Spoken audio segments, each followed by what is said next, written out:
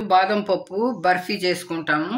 నానబెట్టి తపక తీసినవి 1 కప్పు బాదం పప్పు, అర కప్పు చక్కెర, కొద్దిగా పాలు, 2 ఏలక్కాయలు తీసుకోవాలి.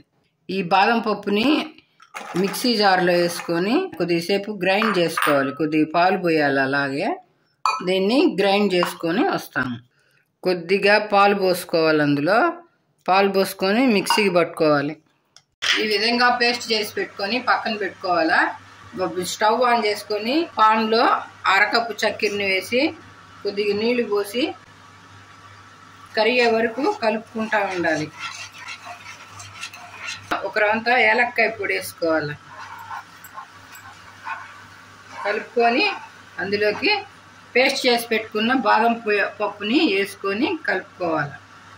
ముద్దగా అయ్యేంత వరకు సిమ్లో పెట్టుకొని కలుపుకుంటా ఉండాలి. ఇది బాగా చిక్కబడేంత వరకు కలుపుతూనే ఉండాలి. ఇలా ముద్ద అయిపోయిన తర్వాత స్టవ్ ఆఫ్ చేసుకోవాలి. ఒక ప్లేట్ తీసుకొని నెయ్యి మొత్తం రాసుకోవాలి. దీనికి రాసిన తర్వాత ఈ ముద్దని అందులో వేసి ఇలా తట్టుకోవాలి. దీన్ని స్లైసుల్లా కట్ చేసుకోవాలి.